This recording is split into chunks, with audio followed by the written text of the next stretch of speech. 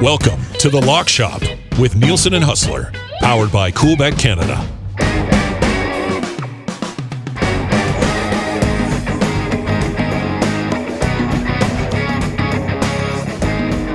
Hello, everyone, and welcome to another edition of The Lock Shop, Tuesday episode of the live stream and podcast. Thank you very much for being here. It is Nielson. It is Hustler. We are brought to you by our friends at Coolbet Canada. We might as well just say it, because, I mean, Rod's our buddy. Like, we both go on his shows on a regular basis. We're talking Rod Peterson. We were talking about it before we went on, and we'll just bring him in because Rod's done a phenomenal job with what he does with the Rod Peterson show. It's incredible. And he was taking some heat this week for his CFL hot take, and Rod just piles it on. Like, he just loves it. So I said, he was like the Stephen A. Smith of Canada. And then what did you say? The Saskatchewan A. Smith of Canadian media. No, Rod is a beauty. I was on a show yesterday, and the first thing I did was ask him how the Menchies were this weekend after his big CFL heel turn.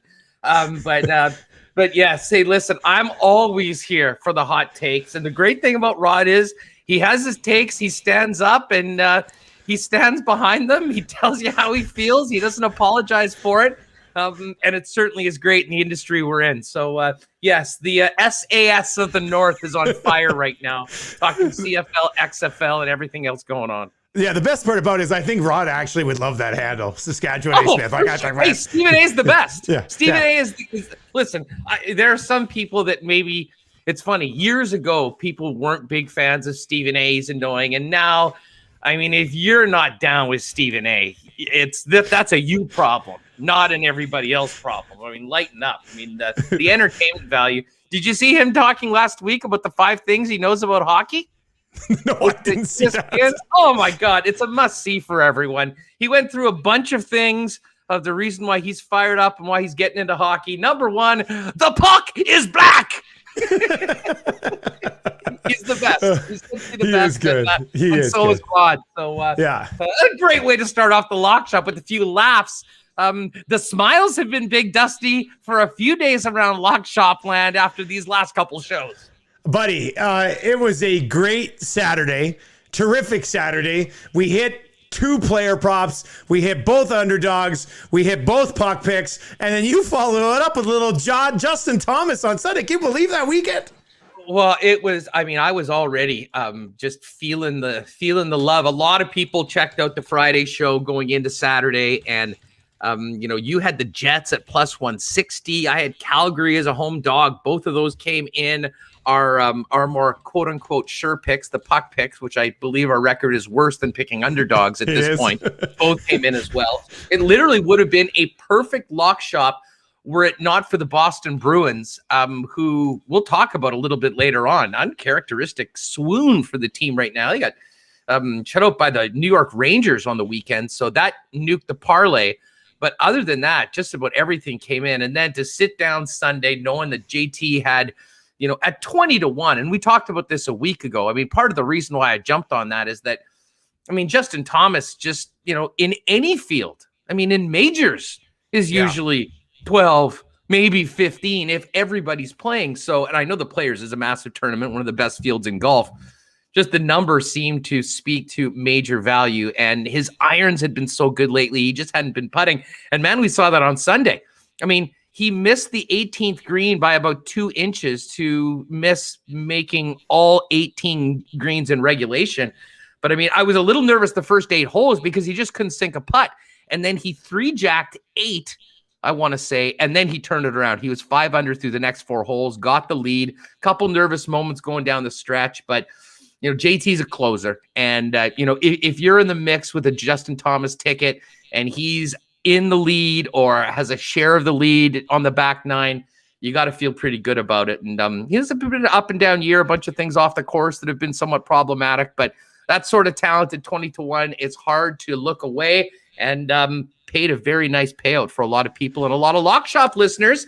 So, man, we had Brooks earlier. We've got this one. I'm looking forward to the Honda Classic. We'll talk about that a little later on. Very light field. Interesting odds for this after so many people played the Players last week and taken this one off. But we've got a lot of hockey to talk about before we get to hopefully some more winners on the golf course. Yeah, and we've got a lot of hockey to talk about before we get to the Battle of the Basement tonight in the National Hockey League as well. And we will give you a play for the Devils and the Sabres. We'll get to that at some point. The somebody's got to win game tonight. So, I mean, I don't know how. It probably goes to overtime, tied at 1, and then somebody scores in their own net with the way the season's gone. But we'll get to that in a second. The Lock Shop, if you are watching on the live stream and you want to chime in, what's your favorite bet tonight? Do you have any questions about some bets? Hit us up. That's why we do it on the live stream. So if you're watching on Twitter right now, that's where you can get at us. Also, if you're watching, you've not yet subscribed to the Lock Shop podcast, do that. It's all brought to you by Coolbet Canada. We can go sign up for an account right now. Use the bonus code LOCKSHOP. You get a 100% deposit bonus up to $200. Let's start with our puck picks. Huss, I love where you're going tonight. I think it's a great story. There's a lot to talk about there. Give me your puck pick tonight. Well, we're going to start it off with the Minnesota Wild. And, you know, as a guy that spent most of my time over the last few years watching the Winnipeg Jets duke it out with the teams in the Central Division, I think the Wild maybe are the most impressive team so far this season as opposed to what I was expecting from them coming into the year. This was a team that was offensively challenged. This was a team that did not have a lot of young talent. This team was getting older. Goaltending was a question. And, you know, under Dean Evison, who came in as an interim coach, and I think a lot of people didn't even think that he'd be the guy going forward for Bill Guerin, they have completely turned it around right now. And, you know, like many of us, I've been spending most of my time watching the Canadian division, and it really wasn't until last week when they hosted the Vegas Golden Knights, who at the time were the top team in the division and I believe maybe the National Hockey League.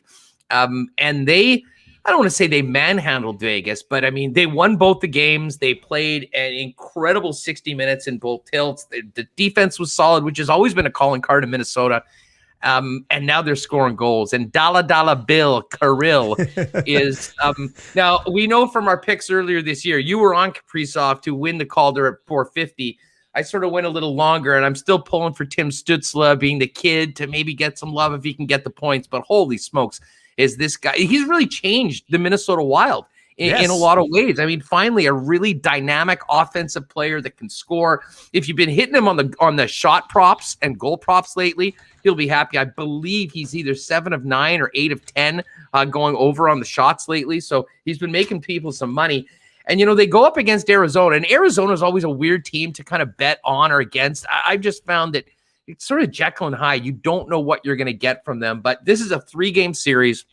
The Wild have outscored the Coyotes 8-1 in these games so far. And, you know, I think we have seen, you know, in these 3-game series, when a team kind of really dominates those first two, it makes it really difficult for the other team to bounce back. All the momentum is going with Minnesota right now. They're a heavy favorite right now at about -200. But I mean, as far as looking for a team to win, if you want to add on to another game with a parlay, you know, I like the Wild. And I wouldn't be adverse. I probably will touch the puck line on this one tonight because they have been clearly better than Arizona. They've got all the momentum right now. They're feeling it.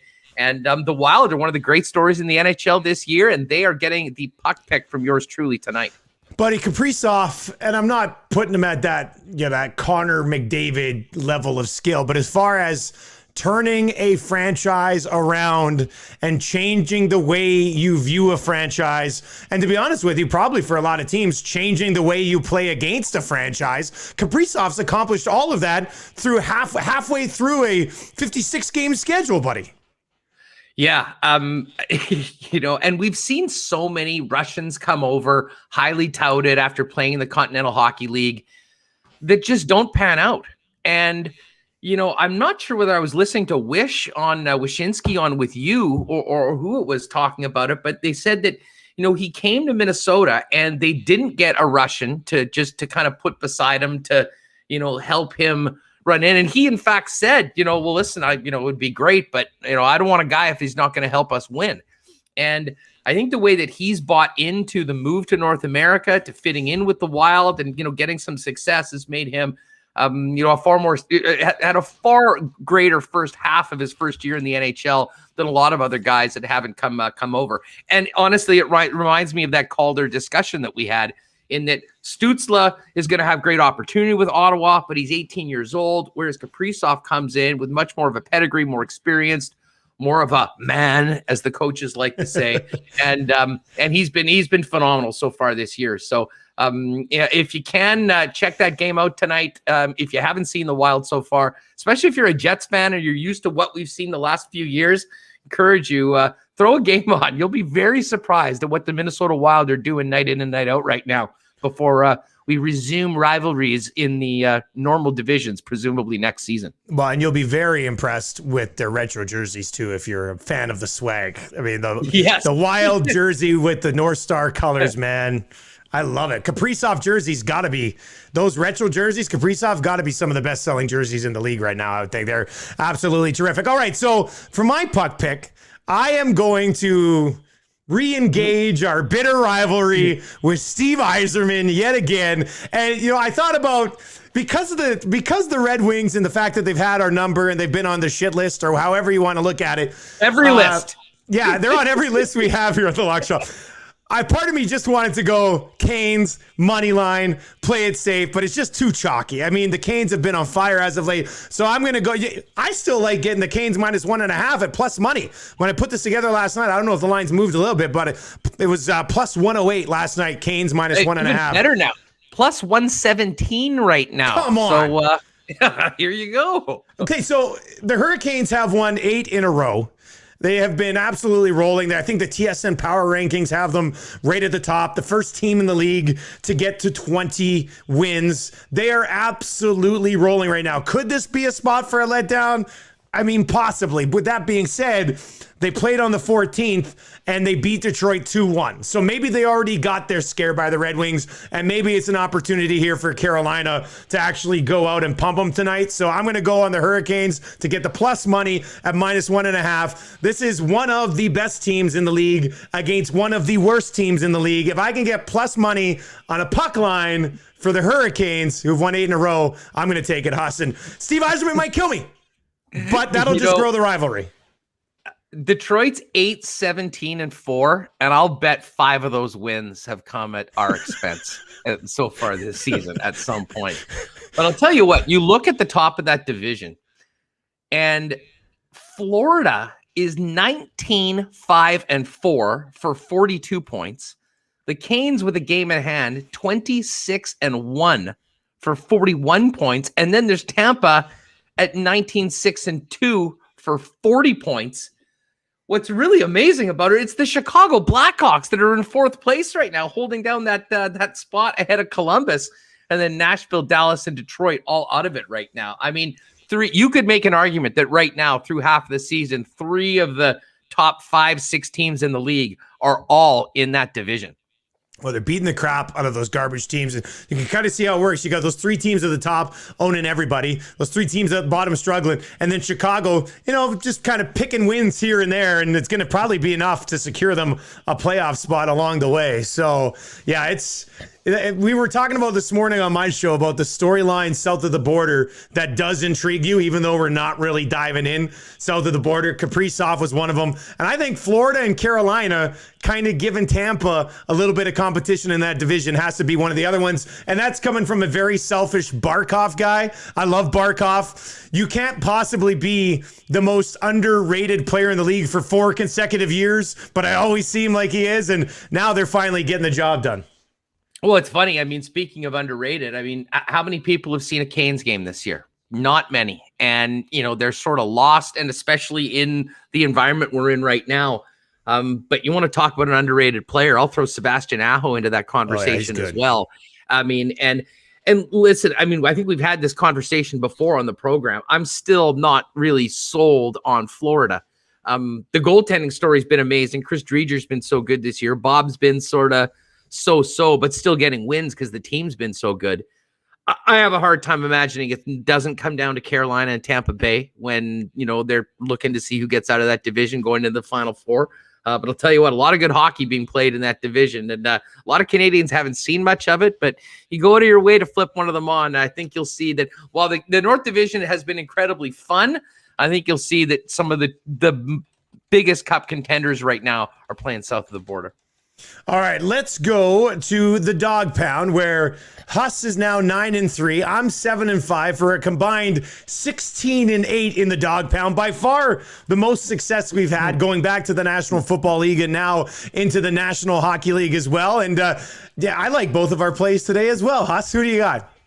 Well, you know what? I've had a lot of success in the dog pound looking at teams that I think maybe not necessarily undervalued, but, trying to pick that spot and get ahead of them when they kind of get back into the win column. And I'm doing that. I'm still angry with the Bruins for being the parlay killer last week. And I almost decided to sit them. But, looking at the slate of games today, this one sticks out to me because I think on paper, I like the Bruins better than the Pittsburgh Penguins, just long-term overall built as a team, to get to the playoffs and move on.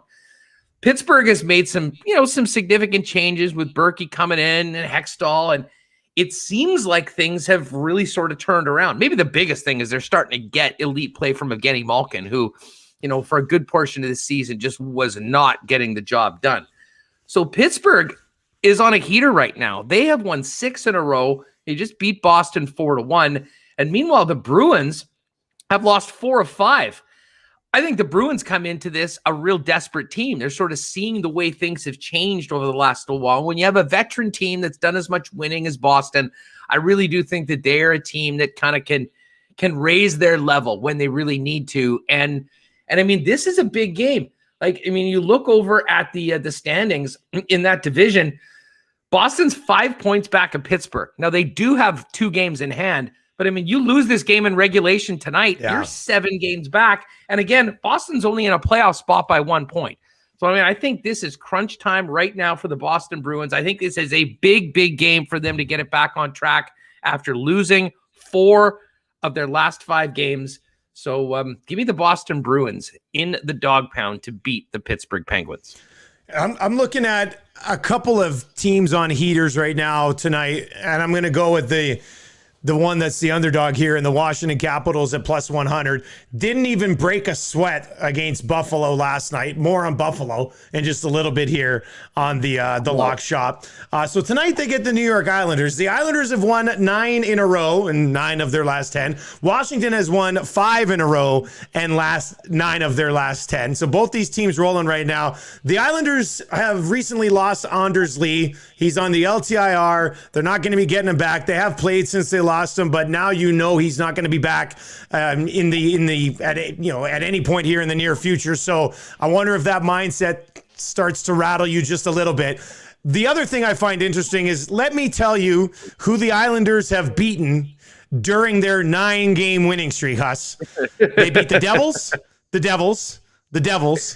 Bruins in a shootout, 2-1, the Sabres, the Devils, and then the Penguins. But it's been a steady diet of the Sabres and the Devils right now, which we're doing an entire segment on in the lock shop today because they're so bloody brutal and they're playing each other tonight. So I just like I said, Caps played last night, so I understand why they'd be the underdog here, returning home after playing last night. But did they play last night? Did they really play last night? It was TJ Oshie looked like he was playing against a guy who put down the controller on the video game, and then Oshie just walked through. It was awful last night. So I'm going to take the Capitals. How often are you getting the Caps as a home underdog? How often does that happen? Especially against a team that's won 9 in a row, but they've been mostly against just the Sabres and the Devils. So I'm on the Caps plus 100. Yeah, it's interesting, and it's so easy for I think, people just taking a quick glance to the last 10, the streak, and you sort of do forget the uniqueness of this schedule. And, if you look and listen, I love the job Barry Trotz is doing. The Islanders are a great story, and they're going to be a bitch to play come playoff time. But they've just been rolling through the JV division for the last 2.5 weeks. And you know what? I'd be more concerned if they weren't winning those games against New Jersey and Buffalo. So yeah, this is a good spot tonight. And as you mentioned, they certainly didn't have to leave it all out on the ice last night against the Buffalo Sabres. Maybe the only thing better than, some of the Caps goals last night was the Ralph Kruger and Sam Reinhart post games last night with Mike Harrington I don't know if I've ever heard a reporter angrier in a post game. And you know what? I guess he's speaking for the fans. I don't tell people how to do their job. I don't really like to get into those scrums. But the anger, the vitriol coming out of Buffalo through the fan base, through Mike Harrington last night was something that you don't see very often. And it sets up, on paper, one of the worst matchups in recent NHL history I can ever remember tonight. It does. Did you see the article in Buffalo that had the Kraken one spot higher in the power rankings than the Buffalo Sabres? It was too good, man. Oh, it was too good. I mean, with that being said, what would you rather have? A completely blank slate or the Sabres moving forward over the next 3 years? You might want the blank slate. No Skinner contract. No Okposo. Like, yeah, maybe you do. Is that not weird to say? I'd like to have Jack Eichel, but I think he's sort of at his wit's end in Buffalo, and he's injured right now and doesn't seem like he's coming back anytime soon.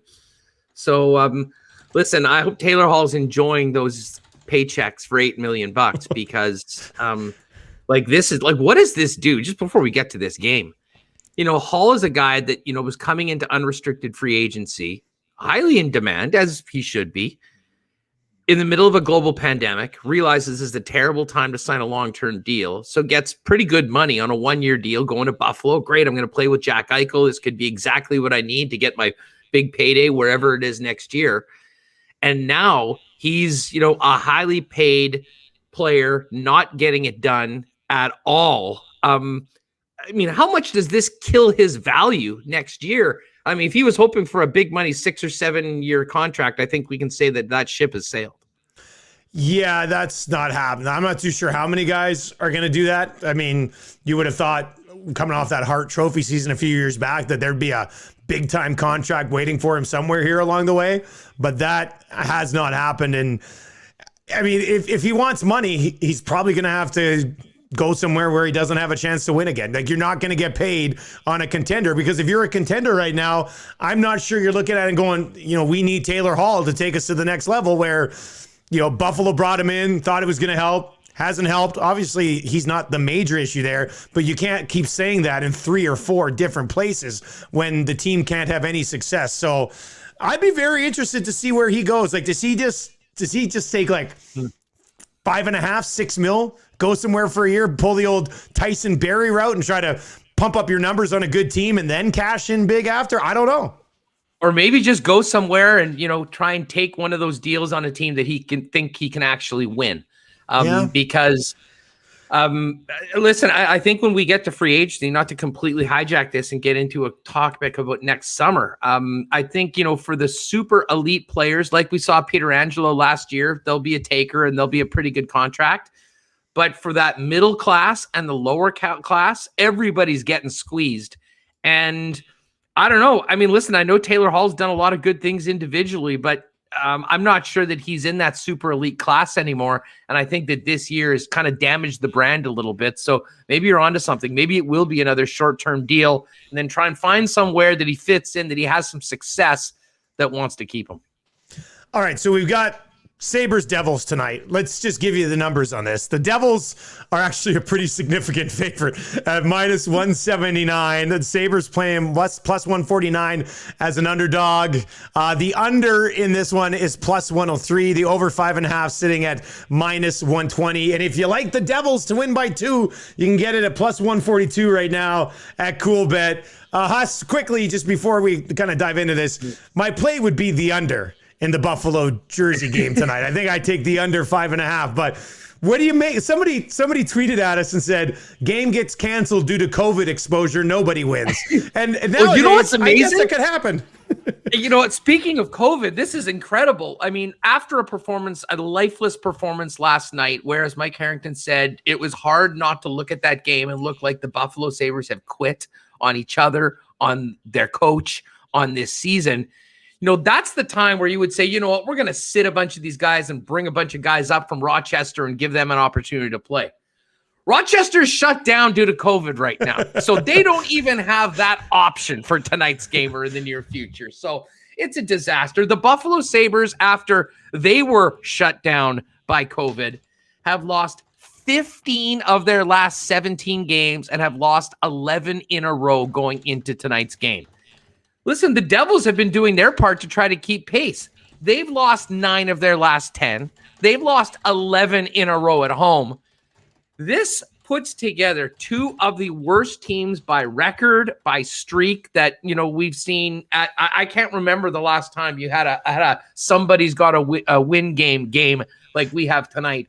But that is exactly where we are. And I mean, the New Jersey Devils have lost 11 in a row at home. Think of that. 9 of 10 overall.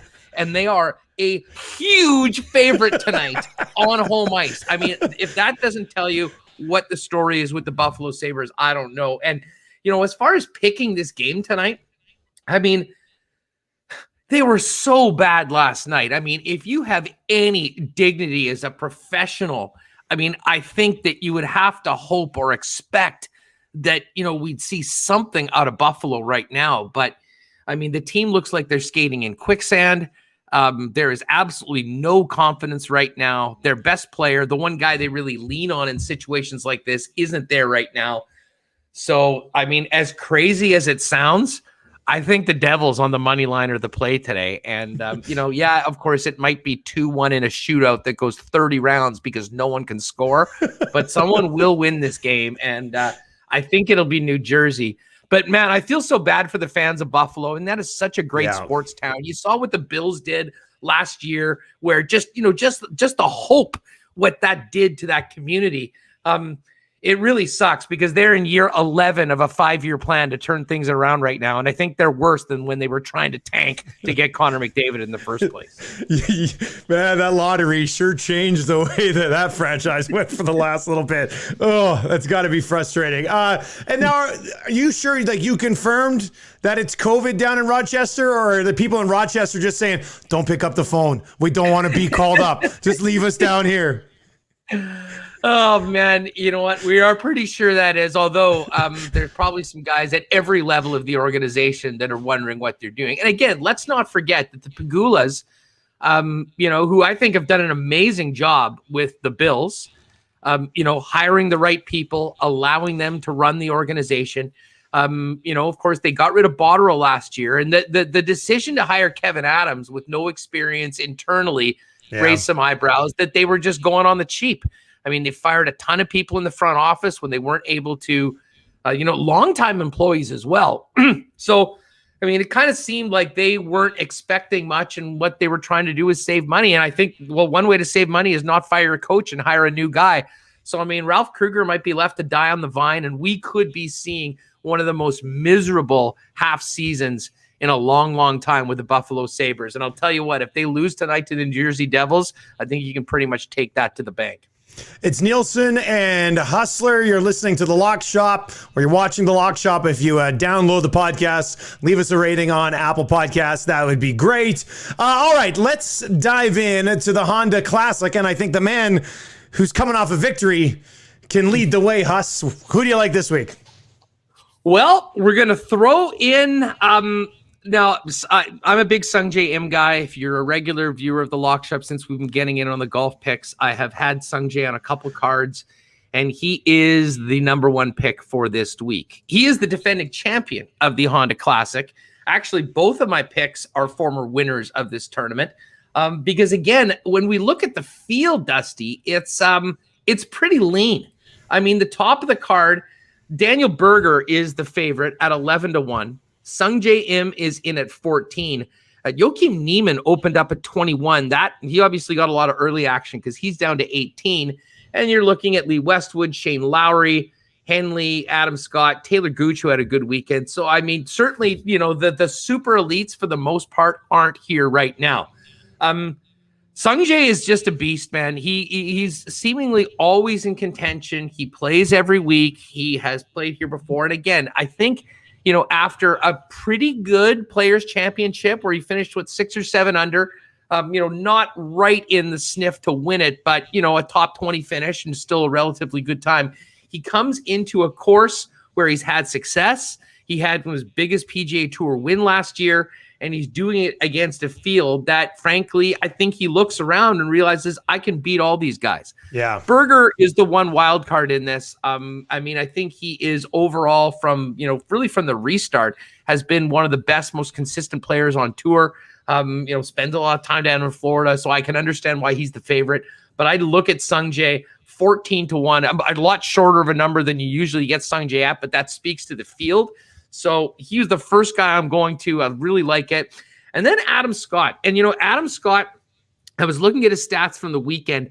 His approach game was quite good. He had some ups and downs putting, which, pretty much will be the case for any player. If they, are really hot, flat stick's probably working. And a bad putter can really make some fantastic golf look kind of mediocre on the scoreboard. But Adam Scott has won here before as well. He's the 2016 champion.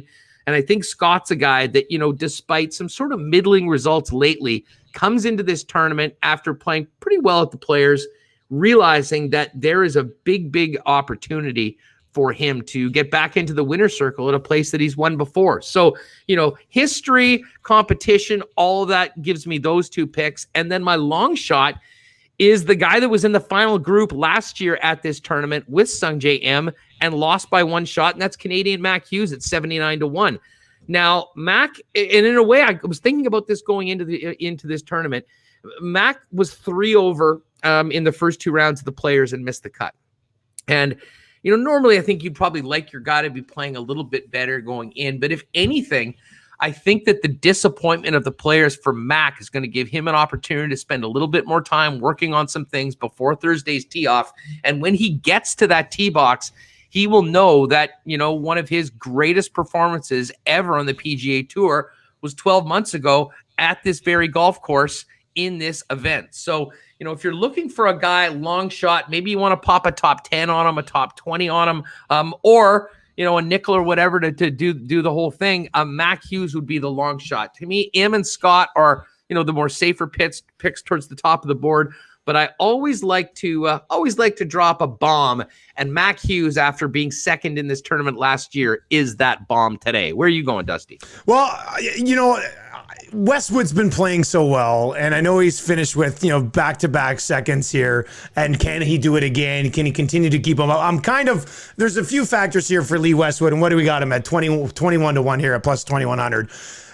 First of all, he's done extremely well in his last couple events against very strong fields. Just didn't have what it took to get it done on Sunday. This is a weaker field. If he plays as well as he has lately, it might be enough to get it done here. I'm combining that with the fact that he's actually played pretty well at PGA National. I think he's got 4 top 10s. I think he was top 4 here at this event last year as well. So, he could fall off after a couple of really good starts for him, but at 2,100, considering he's had some moderate success at this event, and with the way he's been playing and with the field that they got this week, I think I'd be okay rolling the dice on Westwood for one more week. Then I've got Shane Lowry at 2,500 right now, plus 2,500, 25-1. It probably would have been a better number for this week if he didn't finish so strong at the Players. Solo 8th place finish there. Couple of things. First of all, he lives like 5 minutes away from the course. So I know we talk about Berger and, being a home course.